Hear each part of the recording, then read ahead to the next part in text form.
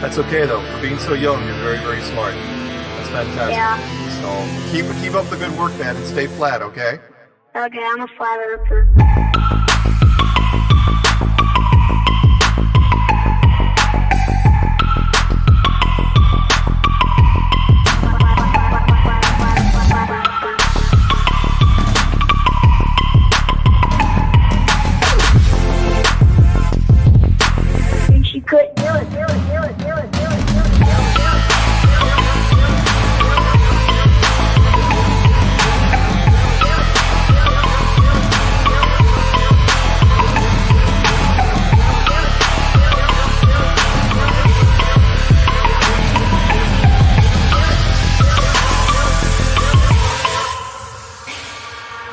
I'm a flat earther. I'm a flat earther. I'm a flat earther. I'm a flat earther.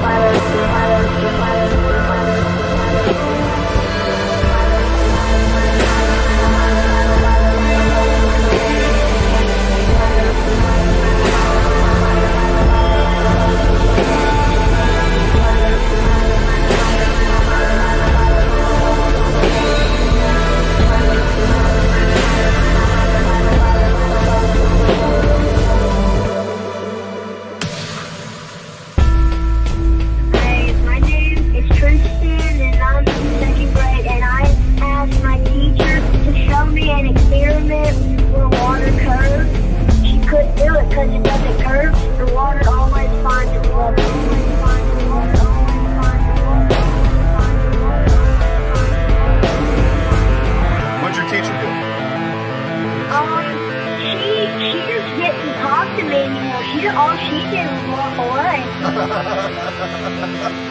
And I was like, what is this about? What? That's okay though. For being so young, you're very, very smart. That's fantastic. Yeah. So keep up the good work, man, and stay flat, okay? Okay, I'm a flat earther.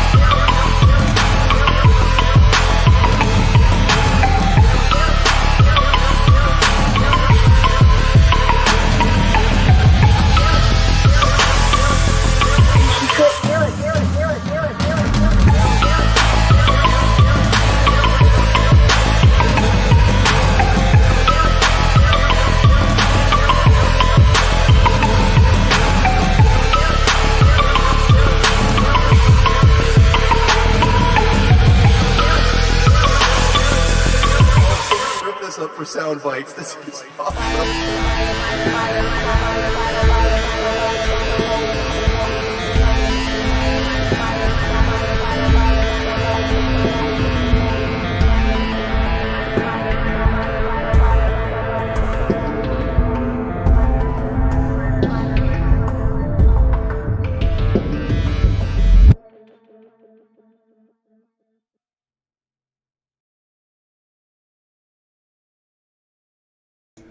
And latest, LATEST. All right. Good day, everyone, and welcome back to Anti-Religious Scripture Study with Karen B. and Just Jack. Still flat. Still flat. Today is episode 19 of the Anti-Religious Scripture Study, and thank everybody for being here. And I want to say that be careful of the promises you make, because they may become difficult to achieve. I promised everyone last week that because we skipped a week prior, and we're going to be skipping next week as well, for Flattoberfest, everybody needs to come to South Carolina and hang out with us. But anyway, because of that, I promised that I would accomplish 2 chapters this week, and I swore to Jehovah. So that is a promise I definitely cannot break. And it was a kick in the face, because the 2 chapters combined are, if you remember, I say like over 30 verses is a long chapter. Yeah, the combined total of these 2 chapters is 98 verses. And I started, the second employer that I was talking about earlier, I started setting up this week for them. Plus I had my other employer. Plus I ran errands with my wife, including replacing some of our appliances in our home, because we've needed that for a while. And now that my finances are picking back up, we can do that. And it was very tough to get those near 100 verses down, but I did it. Praise Yah. It was fantastic.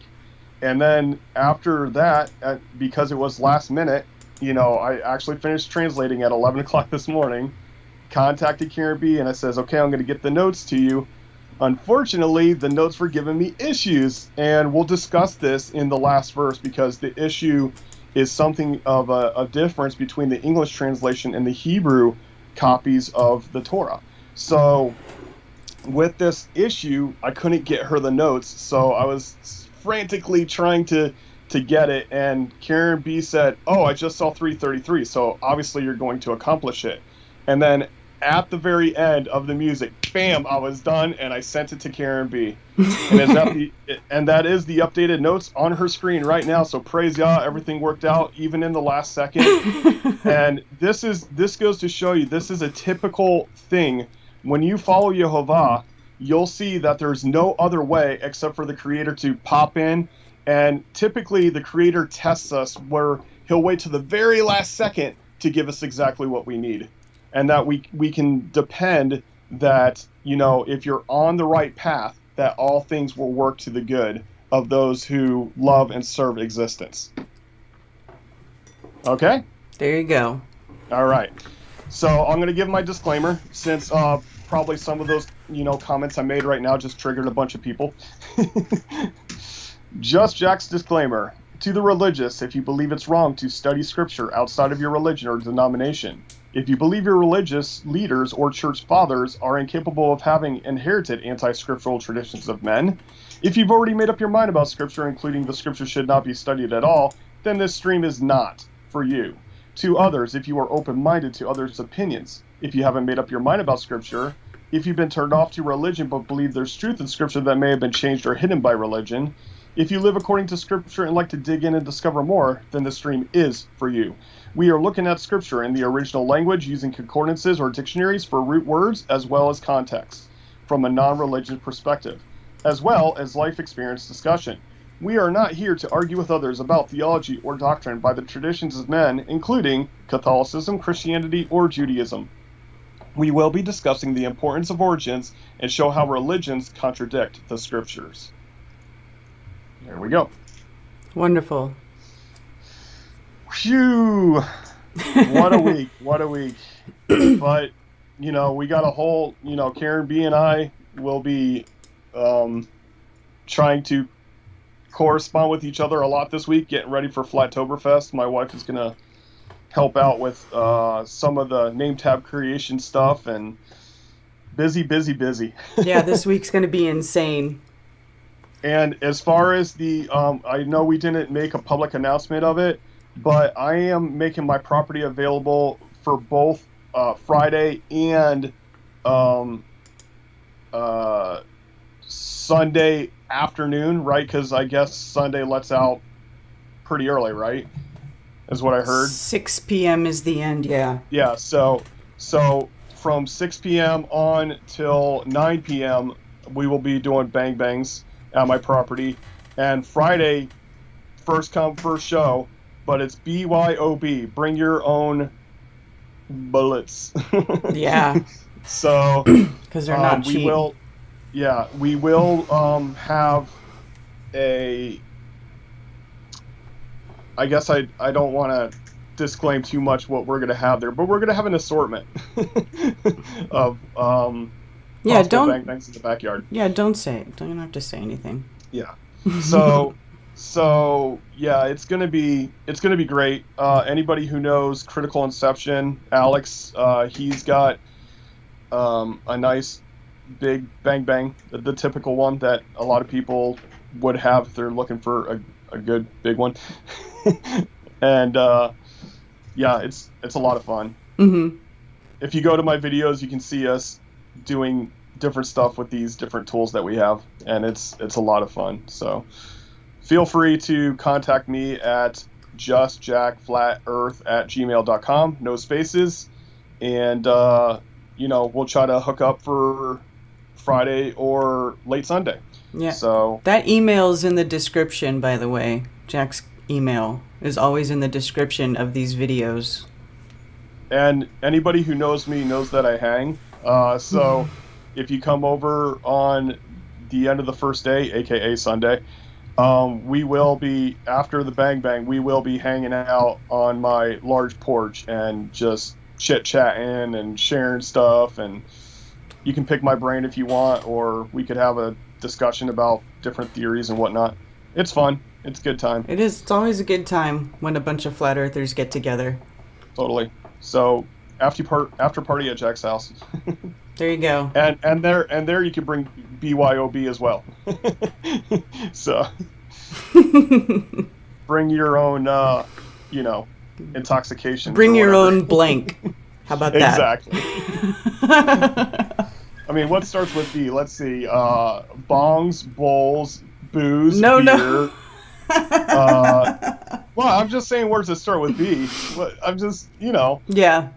Bananas, barracudas, whatever. Bananas and blow. Right.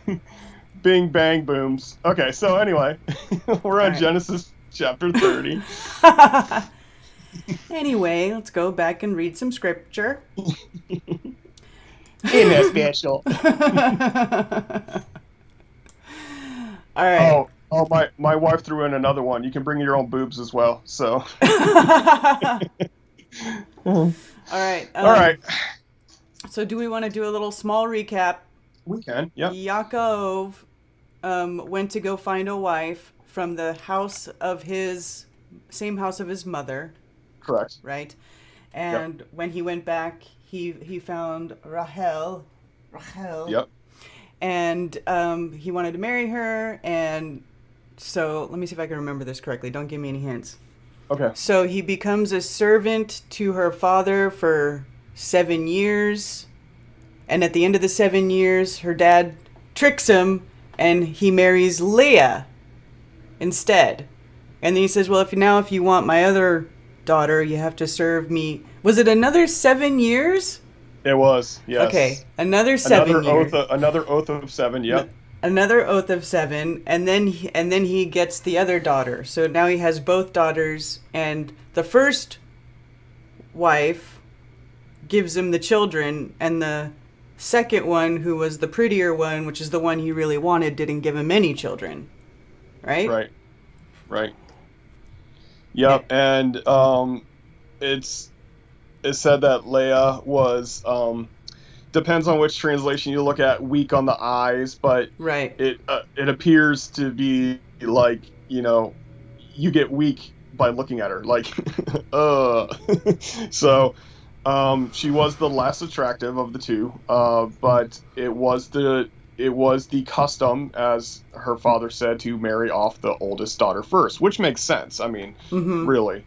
But obviously he was having issues getting the older daughter married off, which is why he kind of, snuck a trick in on Yaakov there. So.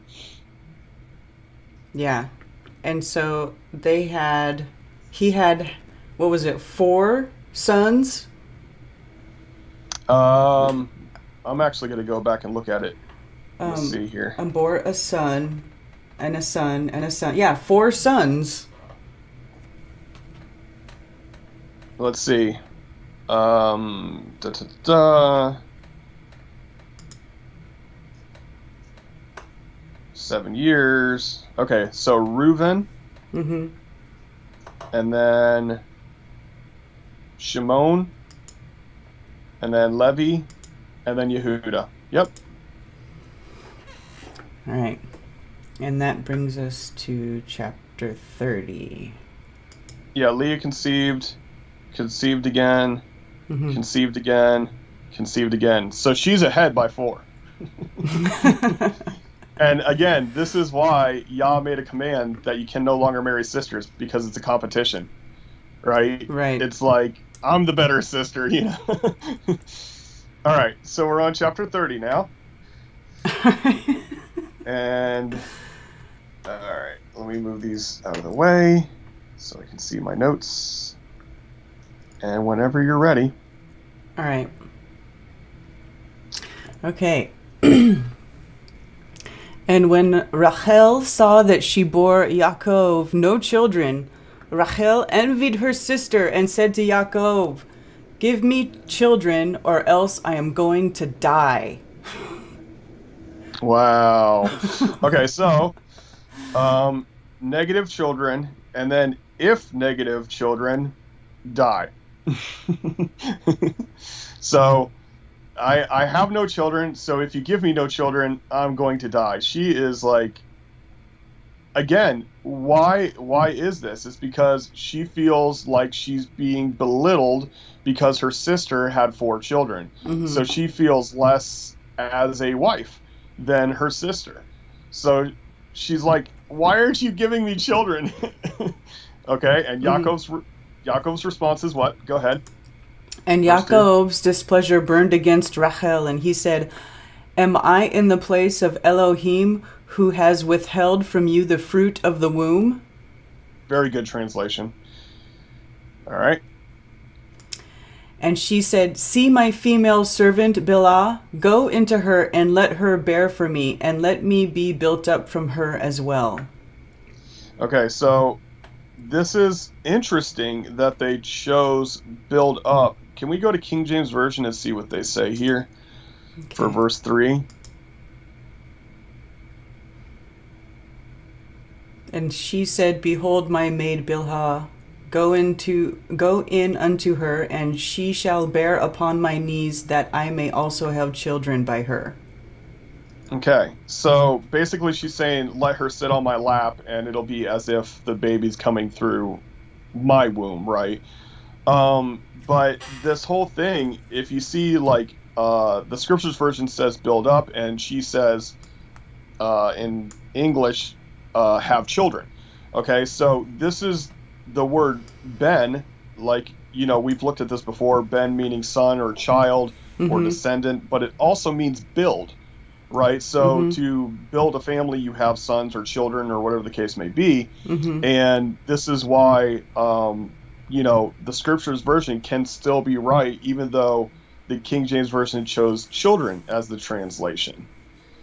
And the other thing is it's not just a maid; it's a specific type of maid. This is that maid that I was speaking of that can nurse. Okay, so I decided to translate it this time as nanny maid. So this is a child-caring maid, not just a regular maid. This is a milkmaid, if you will. Okay.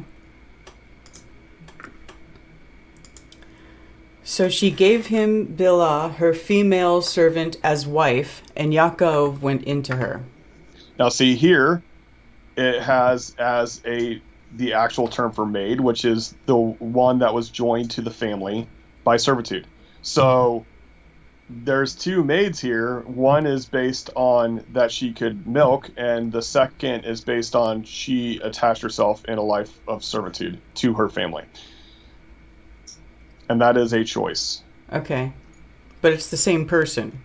Same person, yeah. Okay. Just in one instance, she calls her basically nanny, and the second verse she calls her maid. Okay. And Bilhah conceived and bore Yaakov a son. And Rachel said, Elohim has rightly ruled my case and has also heard my voice and given me a son. So she called his name Dan.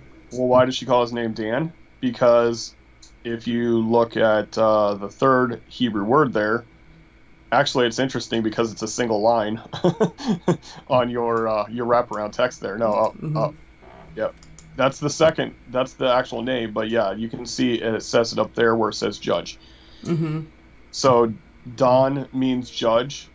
So like the tribe of Dan, or if anybody recognizes the name Daniel, Daniel means El is my judge. So. Okay. That makes So it's sense. judge. She called him judge because Elohim rightly judged. Okay. And I find this funny because she said Elohim rightly judged me that he gave me a child through my servant. Right. I don't get She still that. found that as righteous judgment. Really? Well, she's trying to justify. Yeah. Because in that culture, if you're not bearing children, it's because you're not favored by the Creator. Ah, okay. You see, so she's like, oh, I've been justified because my servant had a child for me, type of deal. Ah, okay. Okay?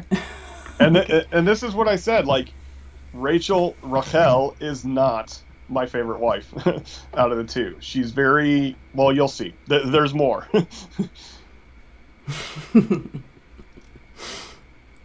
All right. All right, so now she's counting one. So it's 4-1. Okay. And Rachel's female servant Bilhah conceived again and bore Yaakov a second son. Yep. And Rachel said, with great wrestlings I have wrestled with my sister and I have overcome. So she calls his name Naphtali. Okay, so with great wrestlings. Wow, that's interesting. Great wrestlings. Oh, it says it for both of them. Huh. Great wrestlings. Oh, it's in King James right. too. Yeah. What is going on here? Did I translate something wrong? Is that possible?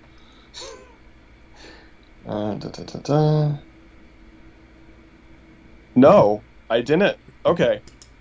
Go to HSBR and look at with great. Okay. What's the Hebrew word? Elohim. What's Elohim? Strong leaders? Right. So I translated it as I wrestle with Elohim and wrestle with my sister. Which would translate correctly still. Yeah. But, you know, it's the strong leads, plural, wrestled. I don't know why they would do it that way.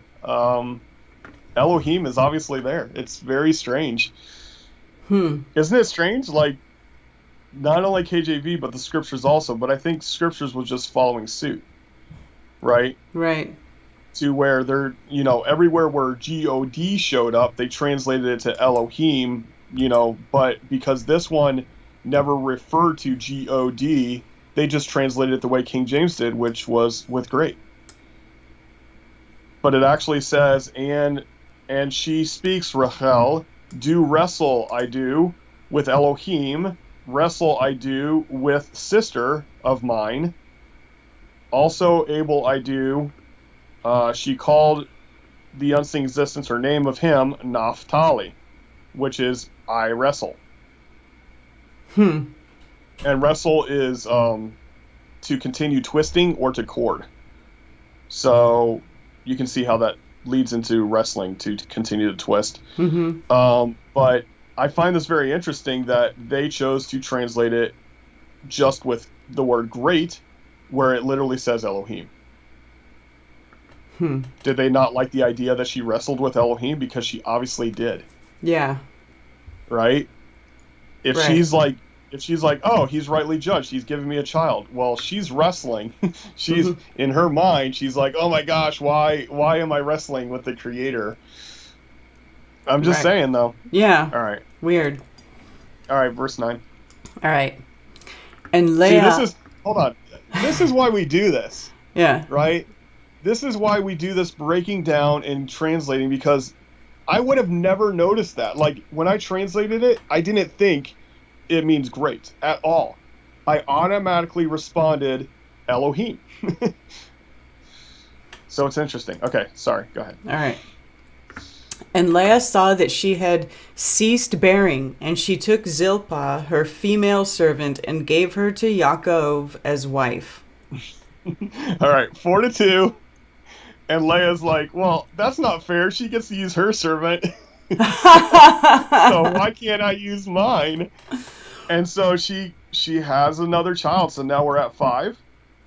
Yeah, For and her. Leah's female servant Zilpah bore Yaakov a son. And Leah said, fortune comes. Mm-hmm. So she called his name God. Yes. Fortune comes, so she called his name God. Because God means fortune. Whoa. That's why on our money it says, in God we trust. What Now, does if you this go say? to the KJV, it says, a troop cometh.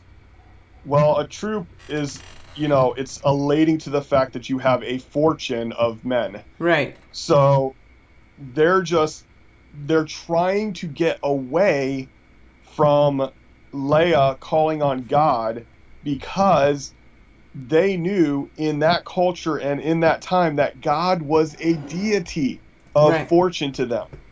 So I think they had a theological struggle here, and they just changed it to truth, Yeah. which the Scriptures version did the right thing, and they said fortune comes. Right. Hebrew God meaning fortune. Wow. So, all right. And Leah's female servant Zilpah bore Yaakov a second son. Number 6 for Leah. And Leah said, I am happy, for the daughters shall call me happy. So she called his name Asher. Yeah, so I don't see how it says daughters shall call me happy. I'm looking at it really quick again just to double check I got it right. Like, for the daughters, what daughters? Like, that's just a weird... Daughters will call me blessed. It can be a plural feminine, possibly, yeah. The daughters will call me blessed. Yeah, I don't know. But anyways, this blessed is happy. Okay. Just for people who are interested, in the New Testament where Yeshua is teaching on the Beatitudes, he said, blessed are the, blessed are the, blessed are the. This is the word ashrei, ashrei, ashrei, which means you're going to be happy because you're doing the right thing. Everything's going to work out for you. You're going to be happy. That's what it literally means. And so the word blessed has the connotation not just of, oh, look at all the things I have, and it's good to me. Because you could use God for that, right? You could say, I'm fortunate. But this has more the connotation of, because of my righteous living, I have these things. That's blessed. Ashrei. And so, by extension, she called the son's name Asher. So. Okay. And Reuven went in the days of wheat harvest and found love apples in the field and brought them to his mother Leah. And Rachel said to Leah, please give me some of your son's love apples. What is going on here? I find that so funny. Love apples. What? Okay, so whatever it is, okay, it's something that grows during a harvest time, and it's an aphrodisiac. That's all we know. Now, they take a guess and they call it mandrakes in the King James Version. That's why I put mandrake with a question mark. But it's an aphrodisiac plant, okay, which this is alchemy. Right. But Reuven, now we're reading the story as, okay, they're having this child, this child, this child, this child. We don't have the distinguishing time between the children.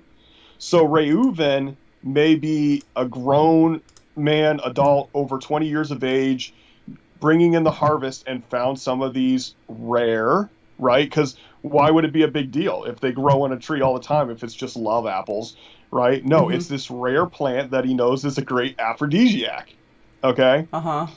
And so Reuven comes in, and it says he brought them to Leah. And Rachel says, please give them to me. Okay? Uh-huh. Now, it's kind of strange because Leah is the unattractive one. Mm-hmm. But Rachel wants to give her husband an aphrodisiac.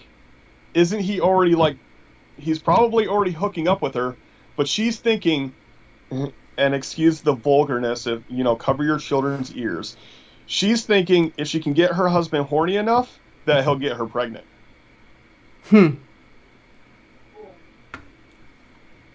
Hold on, my wife would like to make some input. One moment, please.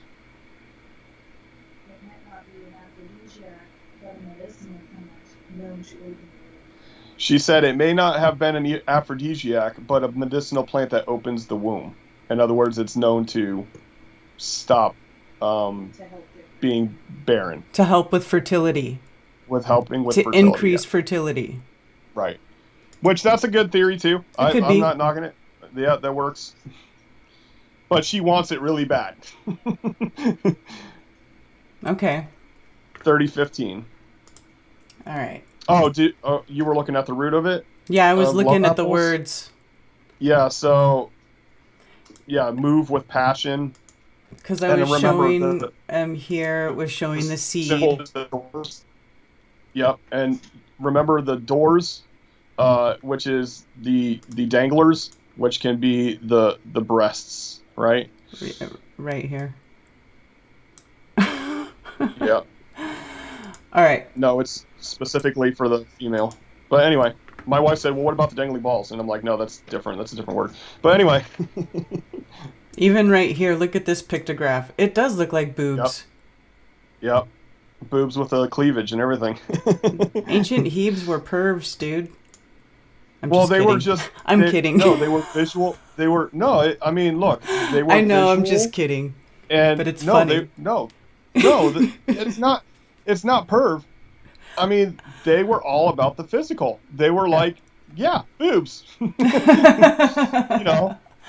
They were all about let's make babies. There's nothing wrong with that. I know. I was joking. I was just joking. Yeah. I mean, me and my wife, to the fault of our audience, me and my wife speak openly about our sex life. And it makes some people nervous and stuff. And it's like, look, it's a natural thing. This is what we're supposed to do as husband and wife. Yeah. Right before the show, my wife was giving me inspiration for later. So, it's all good. All right. It's good to have a good relationship with your spouse. There you go. Lots of love all apples. Right. Lots of love apples. That's right. But I find that funny, though. It is funny. But she said to her, "It is a small matter that you have taken away my husband. Would you take away my son's love apples too?" And Rahel said, "Therefore let him lie with you tonight for your son's love apples." Okay, so she's saying to her sister, okay, you can sleep with him tonight, but I want the love apples tomorrow. Oh, boy. You've already taken my husband. Do you want my love apples too? So there is this contention. There's this fight going on about, Leah is the first wife, regardless of Rachel liking it or not. Right. And when Yaakov came out of the field in the evening, Leah went out to meet him and said, "Do come in to me, for indeed I have hired you with my son's love apples." And he lay with her that night.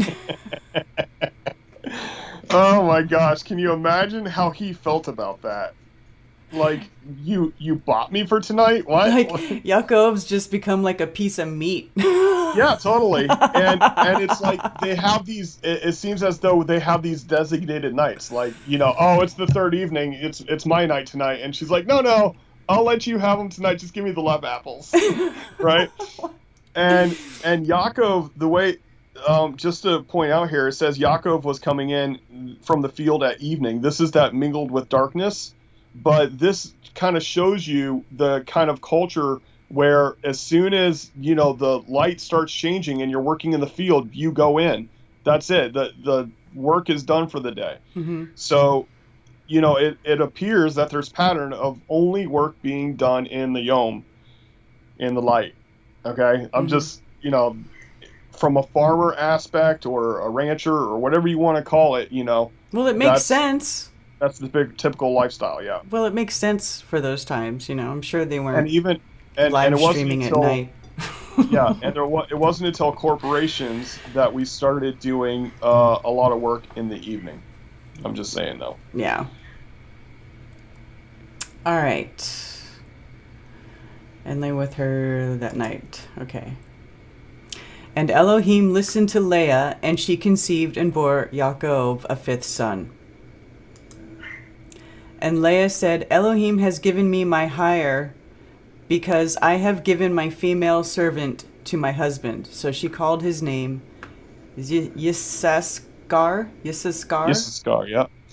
And if you see here, she's the one actually bearing the child, mm-hmm. right? This is the fifth child by Leah. Mm-hmm. And Leah is just mentioning what's going on in her life at the time and said, I hired my what is it called? Okay, yeah, maid. I hired my joined maid to my husband, so she called the son's name existing there for hire.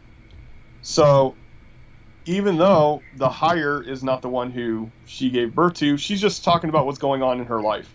Mm-hmm. She's like, I'm running out of names here. Like, I mean, like, why do you, like, okay, he exists because of my hire. Like, really? Like, that doesn't make any sense. It doesn't make sense. But or is it because she bribed her husband to give her another? Because she hired her husband. She hired for her husband. But here's a perspective to look at. Okay, Mm-hmm. So the reason that she sent her servant, her maid, in to Yaakov is why? Because she stopped bearing children after 4. Mm-hmm. Now, how many years have passed? I don't know. We can guess, maybe 20 years, maybe 10 years, whatever. Mm-hmm. It's been a long time since she had a baby. Mm-hmm. So because of that, she gave, the servant. And then she's like, oh, my son has found these love apples, right? And maybe this will, start things going with me and him again. But instead, she bought the price to be with her husband. And because it's about Leah finding favor with Yah. I mean, Mm-hmm. let's be purposeful here. And he decided that since she went through the effort, like she really wants to have another child, that so much so that she's willing to give her servant to have more children, Yah listened to her because of that servant giving and gave her child. So that seems like that's the context here. Okay. And that's just my perspective. Mm-hmm. So. Oh, well, look at this. And Leah conceived again and bore Yaakov a 6th son. Go Leah, go Leah, go Leah. And Leah said, Elohim has presented me with a good present. Now my husband is going to dwell with me because I have borne him 6 sons. So she called his name Zebulun. Zebulun? Zebulun. Zebulun. It's actually Zebulun, but whatever. That works. Zebulun. Okay, so this does not say good present. It says functioning dowry. Okay, so a dowry is something that you pay for marriage, Mm-hmm. right? To take care of the wife. right? So she has financial stability. Mm-hmm. In this case, she's saying, I have a functioning dowry of all these children, Mm-hmm. right? So she now has bore 6 children. So not only did her womb get opened, but she got to have 2 more children. Mm-hmm. And so, yeah, I have a functioning dowry. So I'm going to call his name Zebulon, which means a dwelling in the collective. Okay. So I have a collective dwelling. And All right. afterward, she bore a daughter and called her name Dinah. Yep. And Dinah is the female version of Dan. So judge, female judge. And Elohim remembered... Wait, hold on 1 second. Why did she name her son Don? Because Elohim judged rightly. Right. Now she's having 2 more boys and 1 more girl. And she's like, he's still judging me rightly. We're going to call her Dinah. Well, Right, I go thought... ahead. No, Rahel had the son named Don. I think you're right. Maybe she did it. Maybe she did it as a jab. It sounds like it was a jab, right? She's like, oh... Okay. I mean, I don't know. Because it says in... Oh, it's Rachel's... You're right. It's Rachel's servant. Yeah, Rahel's right. servant... Yeah, Elohim has rightly ruled my my case and heard my I didn't voice. catch that before. Because I wasn't paying attention to who had who and what. But that makes sense. Like, she's actually jabbing her. Like, no, he judged rightly by me. Right. You had a child by a servant. He judged rightly by me. He gave me yet another child. Right. And a daughter. Yep. Okay. And Elohim remembered Rachel, and Elohim listened to her and opened her womb. Uh-oh. Yep. Yeah, because now she's like, oh my gosh, what am I going to do? I can't have any children. Yeah, I think that jab is meant there. Mm-hmm. And the thing is like, she has 7 children directly, like one-on-one with Yaakov. Mm-hmm. And she has a couple by a servant now. Mm-hmm. And Rachel still no children. So Elohim remembered Rachel and opened her womb. And she conceived and bore a son and said, Elohim has taken away my reproach. So she called his name Yosef and said, Yehovah has added to me another son. Okay, so again, she knows who Yehovah is. Yosef is, he does gather or store. Okay, so now she gets to, it says that he took away my reproach. Mm-hmm. And it's actually,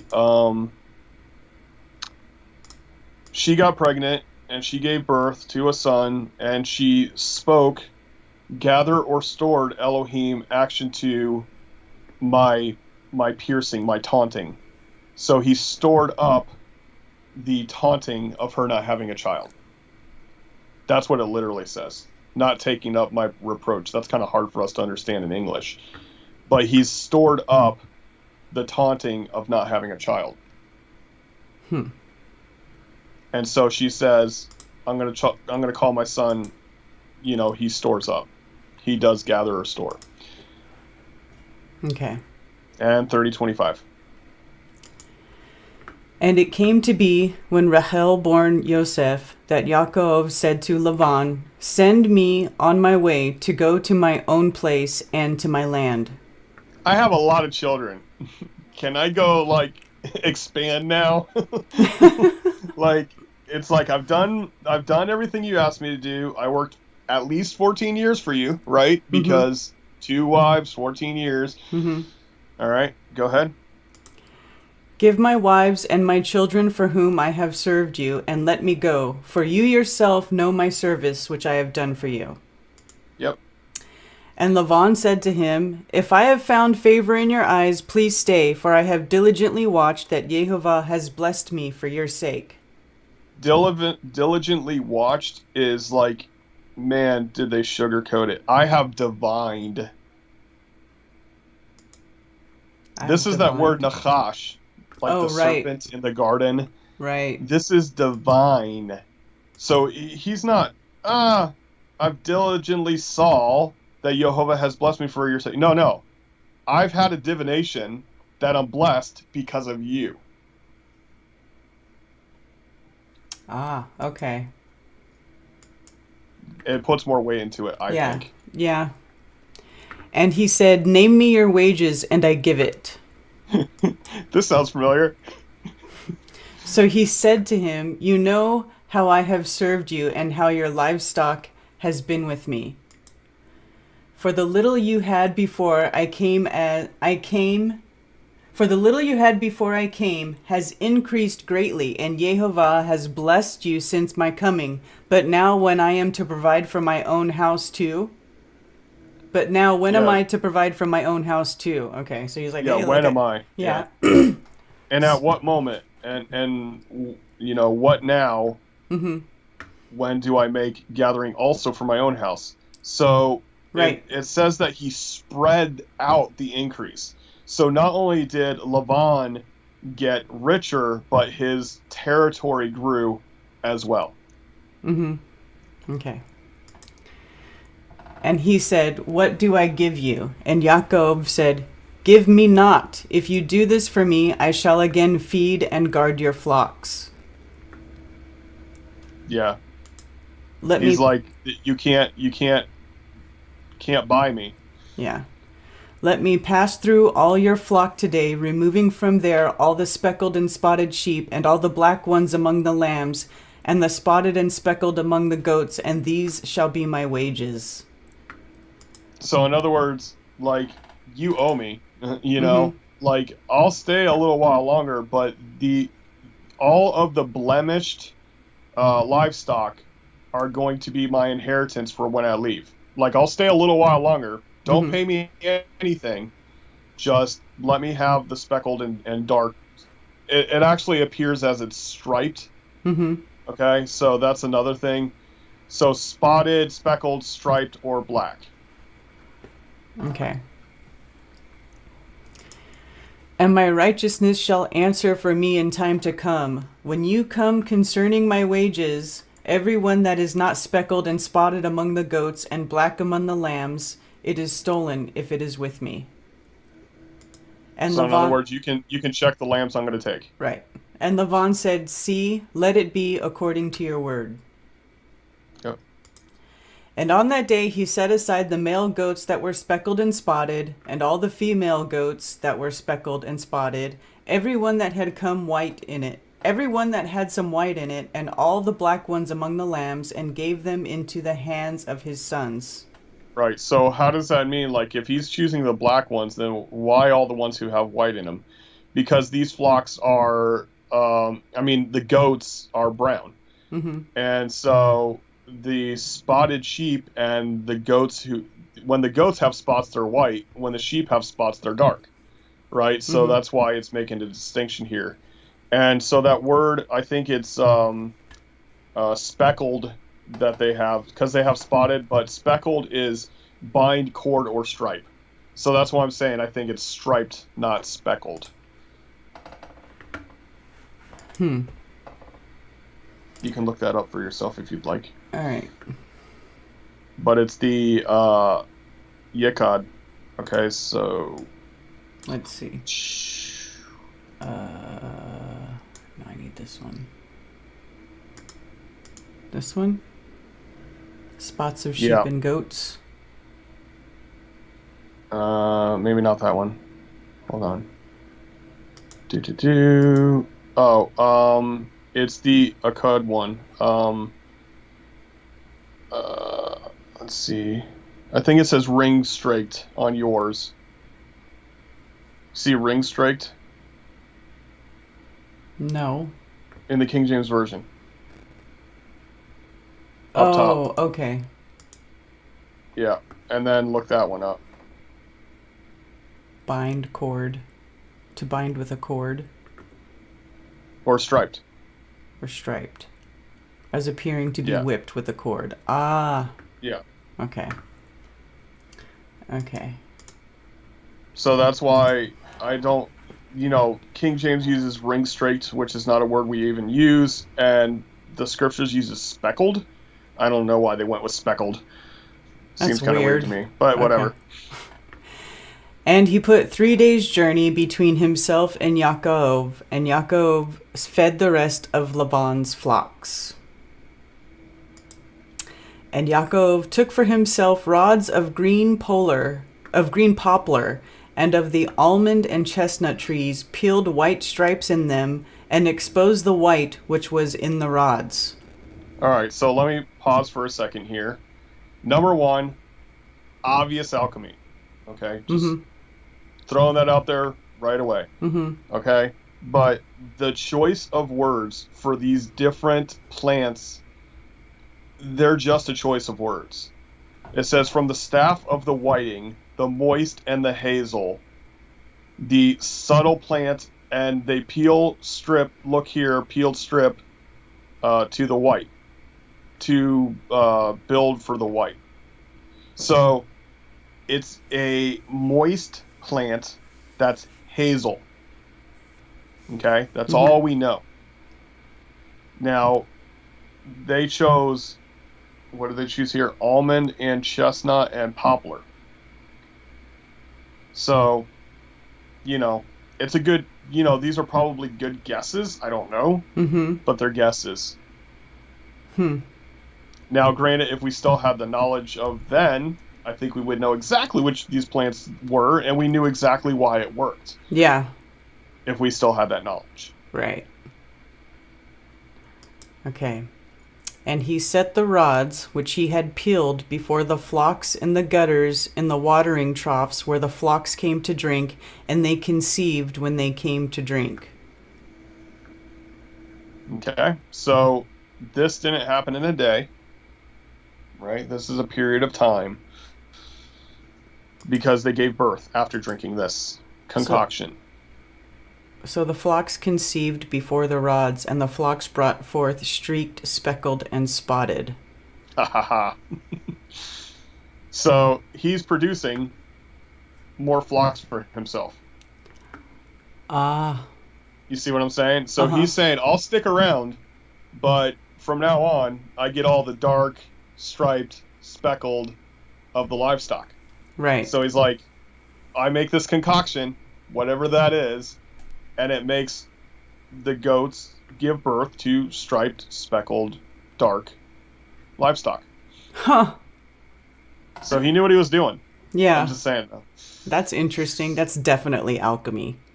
Definitely. Definitely. Yeah. And Yaakov separated the lambs and made the flocks face toward the streaked and all the black in the flock of Laban, and he put his own flocks by themselves and did not put them with Laban's flock. Yep. And I'm separating these guys. They're mine. Yeah. And it came to be whenever the strong ones of the flock conceived, that Yaakov placed the rods before the eyes of the flock in the gutters, so they would conceive among the rods. All right, so the strong ones. The strong ones. But when the flocks were weak... Huh? Hold on, I'm looking. Whenever the strong ones... Okay. Yeah, these are the tide or sash. From the tide or sash. So I guess strength by tying, I guess? I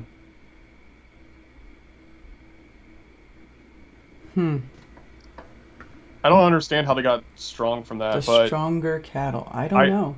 Maybe I think that this is like the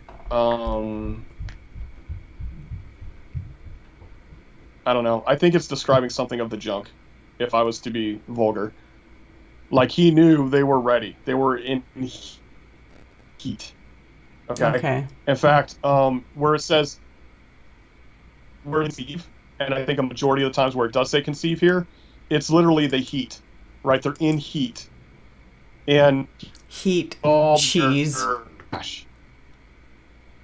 Right? Yeah, because heat makes cheese, right? Right. But it says that they heat, and then it says the flock from the sash. So I'm thinking he saw their pinkies coming out. Okay. This is my speculation. Uh-huh.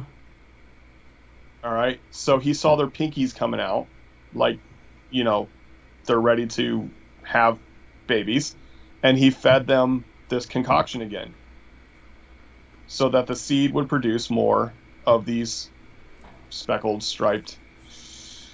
So you could go by the way of the female or the male. This concoction still works. Okay. But the sash sounds to me like the junk of the livestock. Okay. That's my guess. Could be. I mean, that's probably what they're saying, like the strength of the livestock, Very interesting. Anyway. But when the flocks were weak, he did not put them in, so the weak ones were Laban's and the strong ones were Yaakov's. Okay, so, oh my gosh.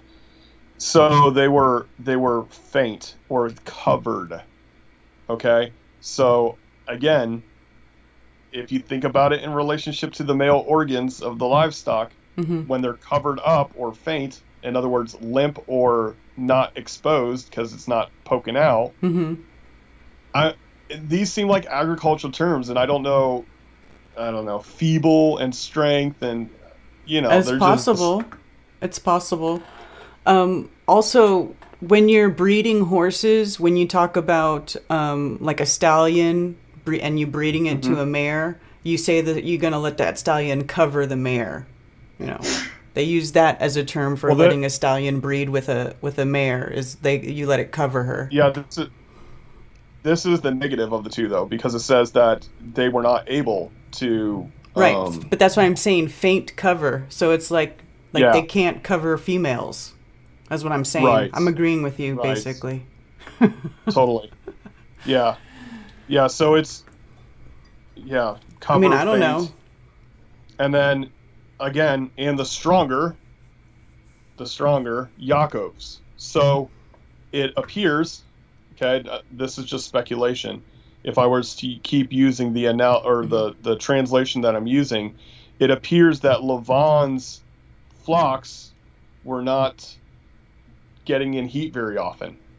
Like as he started producing these striped, speckled livestock, Laban's stopped producing as much. They became weaker, and Yaakov's became stronger. In other words, Yaakov's livestock were reproducing way more than Laban's. Right. Thus, and I think this also goes with the favor of the Creator, with Yaakov saying, okay, Laban's not treating Yaakov, nicely. He's trying to keep him there as a slave, pretty much, and try to keep the prosperity that I've given to Yaakov just to increase himself. So then the increase of the flock stopped.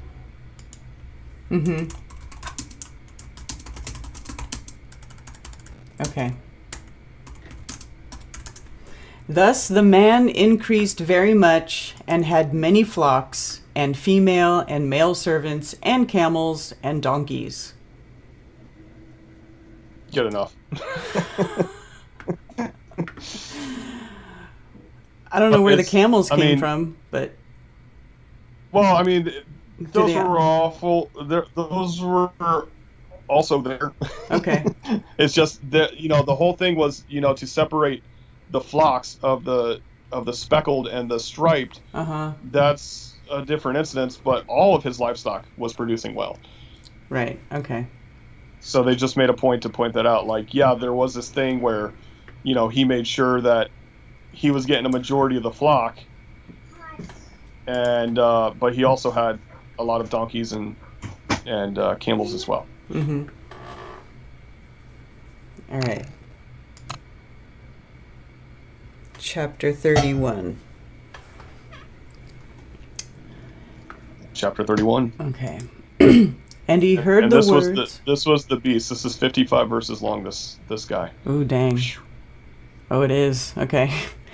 And he heard the words of Laban's sons, saying, Yaakov has taken away all that was our father's, and from what belonged to our father he has made all his wealth. Okay. Can you imagine this, right? So he brought Yaakov in. Mm-hmm. Yaakov has made him prosperous. Laban's sons are like, hey, we're rich. And then Yaakov's like, I'm the reason you're rich? Mm-hmm. Like, and then he's like, okay, I'm going to make this deal where a majority of the livestock is going to end up being mine eventually. Mm-hmm. And the sons are noticing this, and they're like, dude, we're losing our inheritance here. Right. And Yaakov would look at the face of Laban and see that it was not toward him as before. And Jehovah... No longer favor, but envy. Right. And Jehovah said to Yaakov, return to the land of your fathers and to your relatives, and I am with you. Right, because Yaakov wanted to do this in the first place, but Laban convinced him to stay. Right. And Yaakov's like, okay, I'm going to stay, but I'm going to get livestock as my payment. And Yehovah's like, okay, enough, Yaakov. It's time to leave. You know, I'm producing... I'm making you numerous and, livestock and stuff so that you can spread out and, become a people. And Yaakov sent and called Rachel and Leah to the field to his flock, and said to them, I see your father's face, that it is not toward me as before, but the Elohim of my father has been with me. And you know that let's get the flock out of here. Yeah. And you know that I have served your father with all my strength. Yet your father has deceived me and changed my wages 10 times, but Elohim did not allow him to do evil to me. You see? This guy is taking full advantage of me. He knows I'm stuck here because, my wife and children are here. Mm-hmm. And, he's not going to let me leave with any possessions. So I had to make a deal with him just so I could leave with something. Mm-hmm. And so, yeah, he's having a communication with the Creator that says it's time to go. Mm-hmm. When he said this, the speckled are your wages, then all the flocks bore speckled. And when he said this, the streaked are your wages, then all the flocks bore streaked. So Elohim has taken away the livestock of your father and given them to me. Oh.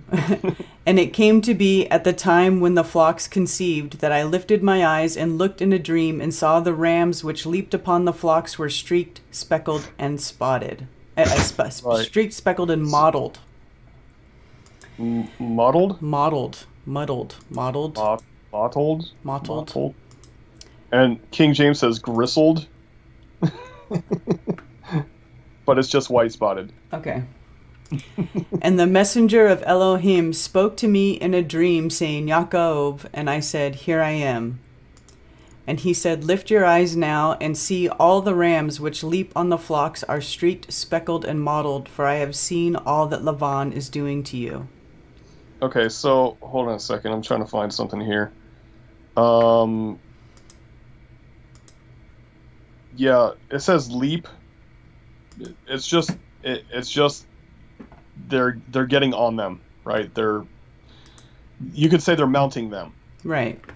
Right? There's no leap here, like jumping, like it's getting on, over, above, Mm-hmm. Which word are you looking up now? This is leap. Leap. Is it? Leap upon. Oh, high. Okay, yeah, high. Okay. Yeah, it comes from on, above, yep, raise. Yep, there we go.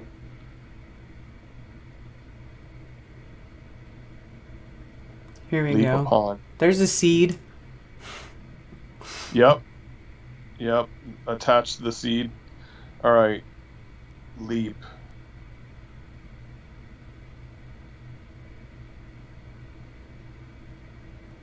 I don't see it. Prepare, ready, or ram. Okay, Yeah. I can see. All right, so the word leap is prepare, ready, or ram. Sorry, I was looking at the wrong word. Oh, okay. So, ramming on. They ram on the flock. Okay. Yeah, that's what? Prepare. And what's leap? Leap. Oh, leap is just the on them. Okay. Yeah, it's on. Leap upon is on. Okay, we're good. All right. I was right the first time, and then I Okay. corrected myself, and I was wrong about my correction of myself. Okay. All right. I am the El of Beit El, where you anointed the standing column, and where you made a vow to me. Now rise up, get out of this land, and return to the land of your relatives. And Rachel and Leah answered and said to him, If you remember the dream mm-hmm. where he saw the ascending and descending messengers, this Right. is Beit El. Just to throw back, just so you know where you're at. Right. Okay. And Rachel and Leah answered and said to him, do we still have any portion or inheritance in our father's house? Are we... Dude, how are... I'm sorry. His chick's got issues, right? They're like, can't we stay with our dad? Like, dude, they have and they're supposed to go off and start their own family. Mm-hmm. But they, because of the bondage of the father-in-law, they feel like they still need to be connected to their father and not to their husband.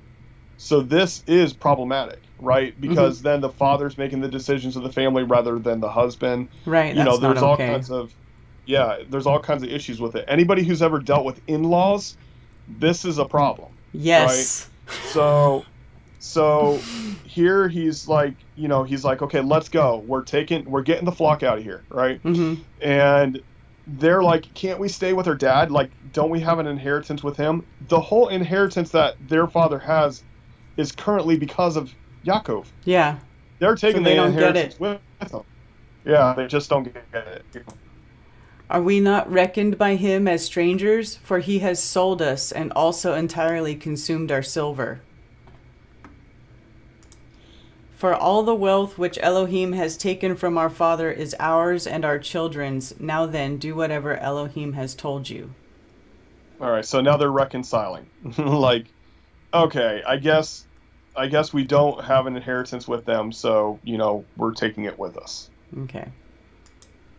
So Yaakov rose and put his sons and his wives on camels. And he drove off all his livestock and all his possessions which he had acquired, his property of the livestock which he had acquired in Padan Aram, to go to his father Yitzhak in the land of Canaan. And when Lavan had gone to shear his sheep, Rachel stole the house idols that were her father's. Yep, that's a problem. Now, if you remember why Abraham was called out, is because he chose to not do idolatry and only to serve the Creator. Mm-hmm. And so, who stole the idols? Rachel. Uh-huh. Now you see why I like the other one better. Mm-hmm. She's like, okay, I'll go with you, but I gotta bring my deities with me. Right. And Yaakov deceived Lavan and Aramean because he did not inform him that he was about to flee. And he Makes fled. sense, right? Right. And he fled with all that he had, and he rose up and passed over the river and headed toward the mountains of Gilead. Which is okay. So this is going to be important for in the next few verses. Okay. Mm-hmm. So he's going to the mountain Gilead. Okay. Mm-hmm. Now, well, it's the mountain of Gilead because it's the Gilead. Anyway, regardless, when he goes there, it doesn't have the name Gilead because it's going to get its name in a future verse. But this is that thing that people have to realize with Hebrew. They'll put forward an idea and then they'll give you the explanation for it later. Yeah, I was going to say that And it happens seems a like lot. Yeah, it seems like it's a problem in like the timeline or whatever, but no, this is just the way that Hebrew is set up. Okay. And on the third day, Laban was told that Jacob had fled. Then he took his brothers with him and pursued him for 7 days' journey, and he overtook him in the mountains of Gilad. Okay, one second here. So, how is it 3 days he doesn't recognize that Yaakov and his daughters are gone? Yeah, I don't know. How Because does he they not have- recognize that and like all their stuff if he's taking all the cattle? Exactly. So, this is the thing, is like, because his territory expanded, Yaakov's area of territory was separate from Laban's. And if you read back when he starts separating the flocks, it says that Yaakov went 3 days' journey away. Mm-hmm. So it's a big territory now. Mm-hmm. So he traveled for 3 days to set up his new farm, if you will. Mm-hmm.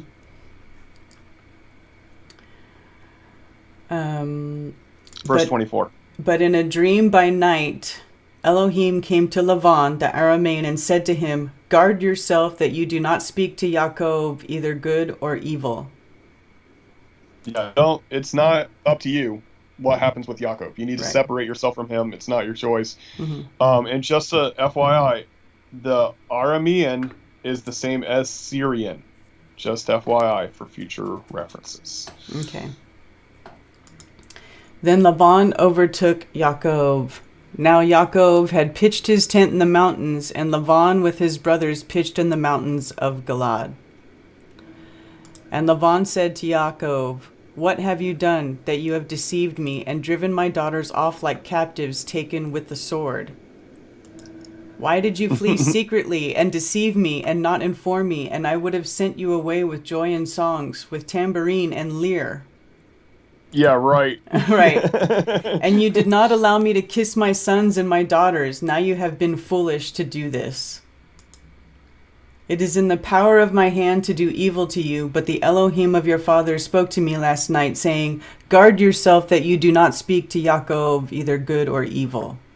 Okay, so he's saying, it's my right to take you down, but your Elohim came to me in a dream, is like, nah, it's not your right to do anything with him. Don't do good, don't do evil. You're done. Like, that's it. Mm-hmm. "And now you have gone because you greatly long for your father's house, but why did you steal my mighty ones?" And Jacob answered and said to Laban, "Because I was afraid, for I said, lest you tear your daughters away from me. With whomever you... Pluck your daughters. Sorry. "With whomever you find your mighty ones, do not let him live. In the presence of our brothers, see for yourself what is with me, and take it with you." For Yaakov did not know that Rachel had stolen them. Uh-oh. So Laban recognized that the deities went missing, these statues, right? These idols. Mm-hmm. And he's like, if anybody here has them, kill them. I don't want anything to do with that. And it's because he didn't know that Rachel, his favorite wife, had stolen the idols. Ah. And Laban went into Yaakov's tent and into Leah's tent and into the tents of the two female servants, but he did not find them. And he came out of Leah's tent and entered Rachel's tent. Now Rachel had taken the house idols, and she put them in the camel's saddle and sat on them. And Laban searched all about the tent, but did not find them. She was sitting on them. So she was hiding them from him. Yep. And she said to her father, "Let it not displease my master that I am unable to rise before you, for the way of women is with me." And he searched, but did not find the house idols. The way of women is with me. What do you think that means? She said, "I'm on my period." That's right. This is Nida, okay? Mm-hmm. So when there's a later command in the much later on, when the commands get written down of the separation of Nida, wherever a woman sleeps or sits, that is her area for that designated week of Nida. Mm-hmm. Nida means separated, okay? And this shows you that the Torah commands existed before they were written down. So even culturally speaking, it was a commonplace thing to, when you're going through the cleansing, whatever you want to call that, you get peace. You get not everybody hanging on you or requiring you to do this or that. That's what Nida was. It was actually a time for a woman to rest. So I think, since me and my wife started doing Nida, I think my wife appreciates that now. She didn't at first because culturally it's just completely oblivious to us. But now that we practice the separation of Nida, my wife is very thankful for that week. She has to do less. She has to deal with the children crawling on her more or less. And she has to deal with me crawling on her less for the week.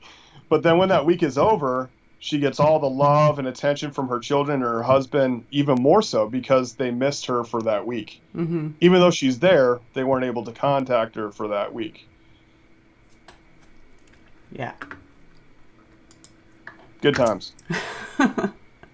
Like I said, in my disclaimer, I'm going to give some personal instances for sure. But the way of Nida, the way of separating the woman for her time, it's obviously, like you said, you figured it out right away. Mm-hmm. She's on her period. Mm-hmm. And Yaakov was wroth and contented with Laban. And Yaakov answered and said to Laban, "What is my transgression? What is my sin that you have hotly pursued me? Now that you have searched..." It is hot pursuit. Huh? It is hot pursuit, yeah. Hot. "Now that you have searched all my goods, what have you found of all your household goods? Set it here before my brothers and your brothers. Let them decide between the two of us." Okay, even though Laban is right to search for his idols, right? Mm-hmm. That's, he's looking for his property. Like, right. I had a reason to chase after you because you stole from me, so I'm looking for it. Mm-hmm. And he's like, look, let's get your people and my people together and let's have them judged rightly. Okay. "These 20 years I have been with you. Your ewes and your female goats have not miscarried the young, and I have not eaten the rams of your sheep." Okay, so now we have a number. Before we had 14 years, 7. Mm-hmm. So he remained with him for yet another 6 years. Mm-hmm. And the Creator's like, you are not doing another oath. You need to leave now. Mm-hmm. "That which was torn by beasts I did not bring to you. I myself bore the loss of it. You required it from my hand, whether stolen by day or stolen by night."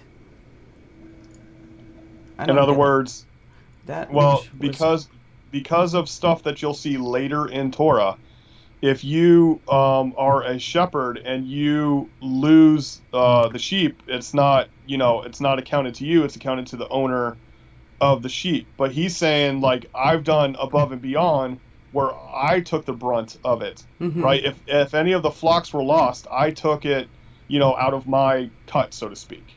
I haven't touched any of your livestock. I've made sure that your livestock were taken care of, that no miscarriages happened or anything like that. So he's saying, like, I've went above and beyond, taking care of you and yours.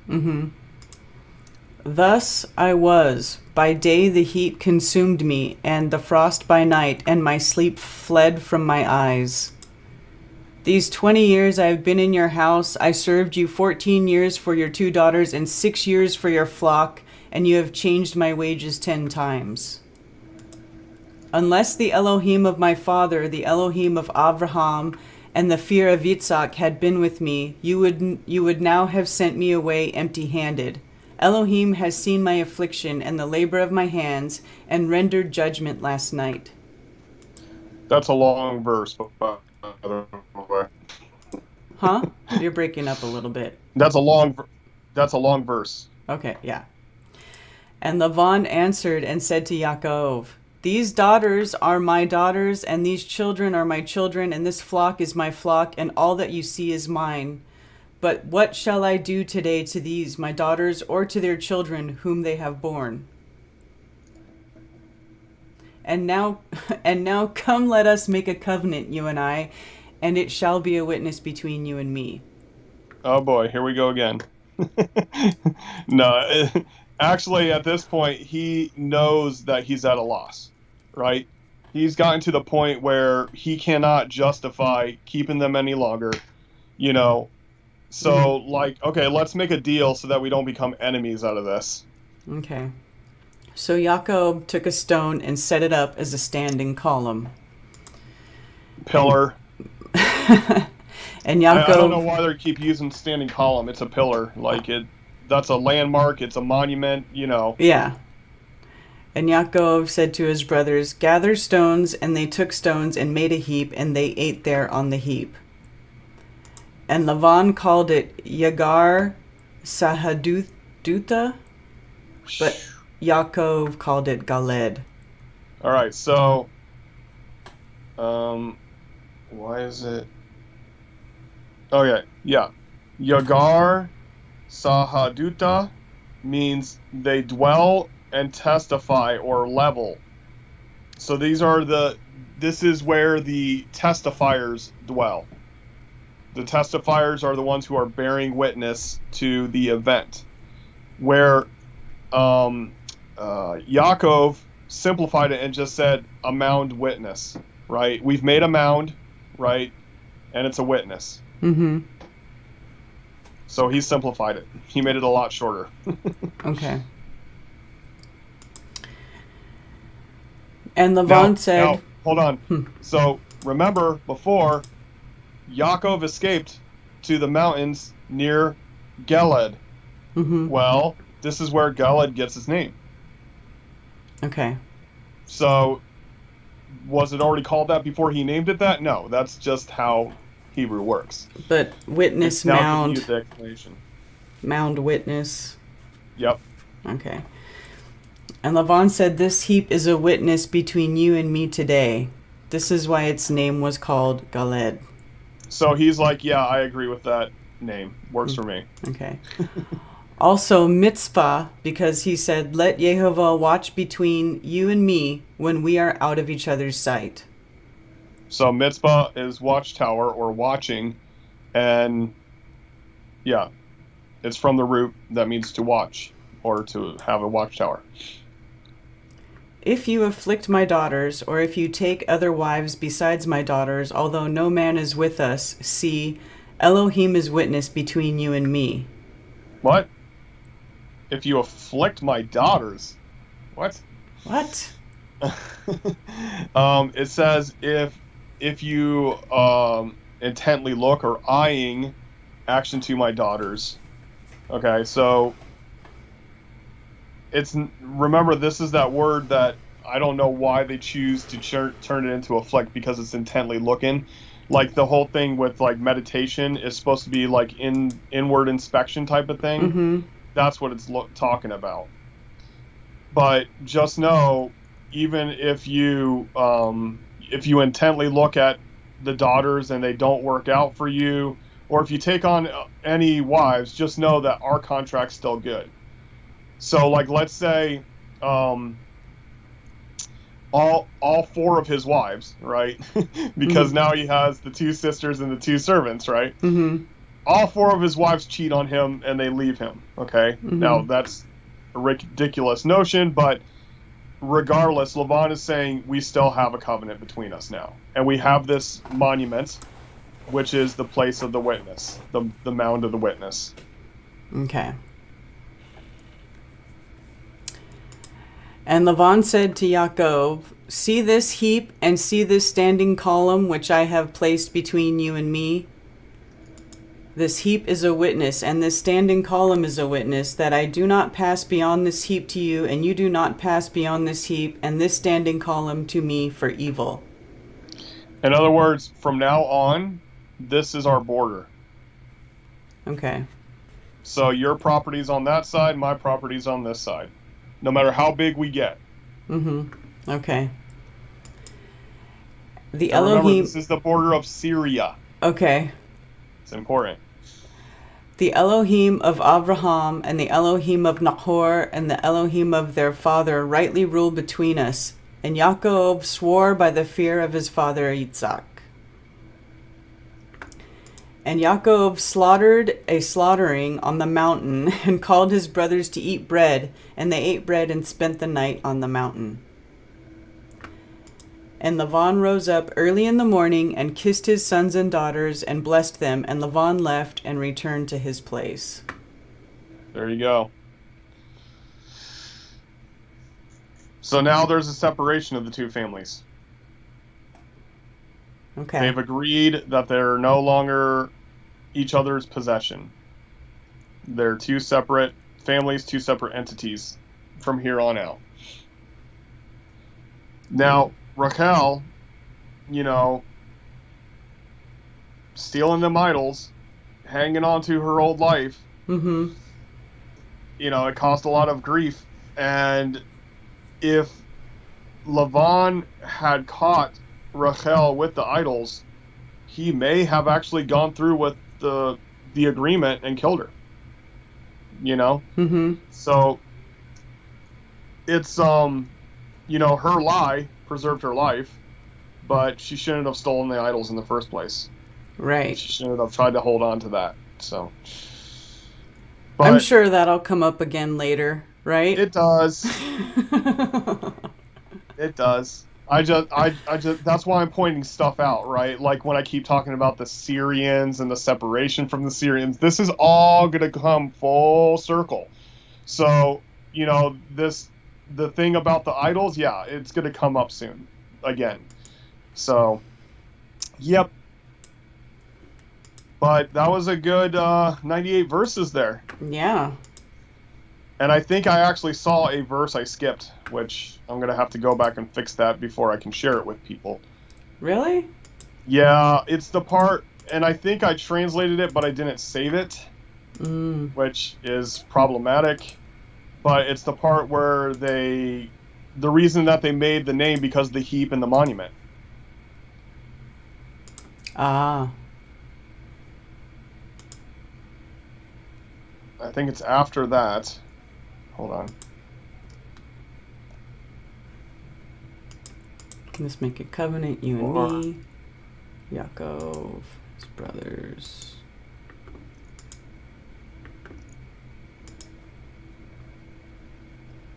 And y'all forgive me because I did not purposely skip a verse, I promise. I don't see where you skipped it. Heap, witness. Mountain, Called the name.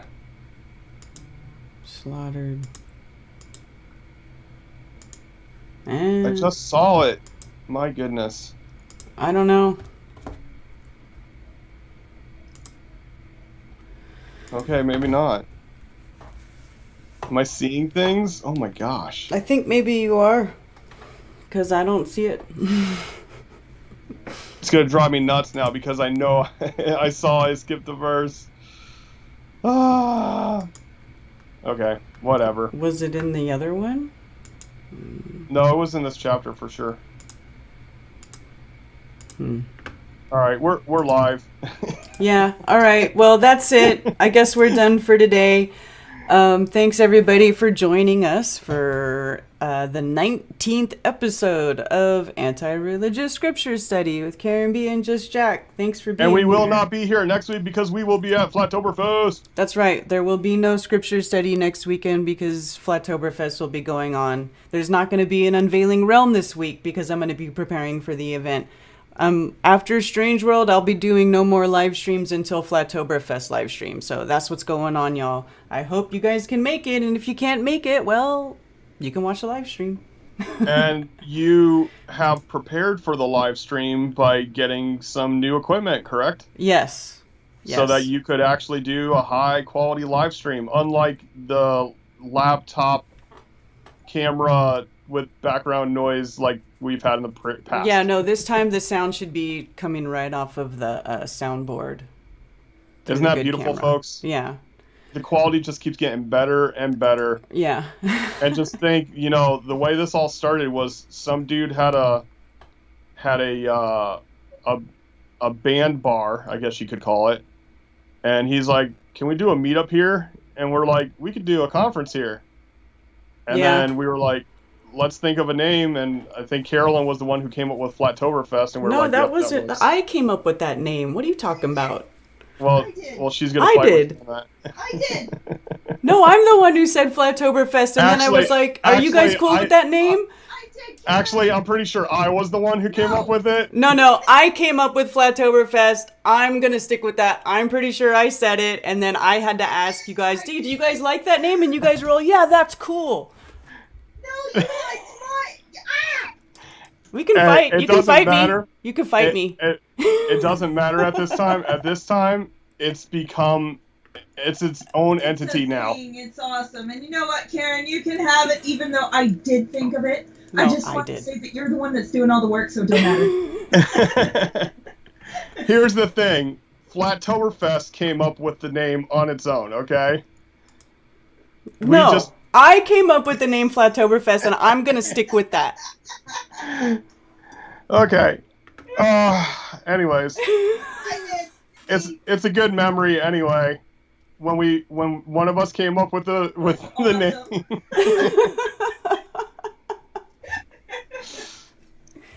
All right, that's funny. It's so funny. My eyes are watering. No, it's me. No, I came up with it. And by the way, anybody who hasn't noticed, like, nearly every Shabbat, I'm wearing this shirt, which is the first Flattoberfest T-shirt. It's got Rob Skiba on there. And- remember? I know, And, Rob Skiba, that's right. Rest in Yeah, peace, Rob Rob Skiba's on the Skiba. back of the shirt. He was and- the speaker at the first Flattoberfest, and he spoke for 3 hours. Yep, and I bought the T-shirts because people said they were going to buy them, and a bunch of people didn't buy them. So the reason I wear this shirt so often is because I have like 50 of them. You know, I was going to some are say, in how better many do shape- you have? Some are in better shape than others, but yeah, I have a lot of Flattoberfest T-shirts. All right. Well, y'all have a blessed Shabbat, and I'm not looking at chat today because, last minute. Oh, Sure. yeah. Right after this, I got to speaking of work, I got to start doing a bunch of stuff. Like, I have a whole bunch of stuff to do, like name tags and all that stuff. So, and I have to send the email out to my single mingles and tell them what their name tag looks like. That's another thing I have to do. So I'm going to be busy. I have a lot of stuff going on. Yeah, well, try to take it easy today. I know Not too you're much supposed to today. take it easy on Saturday, Shabbat, Yeah. but Just do a little today. I It's have so fine. much going on. I have to at least make the back of the shirt and send it to Scooter. All right. I'm just saying, like, if it starts to become too tedious, if it becomes too worky, take it easy. Take Yeah. a break. All right. All right.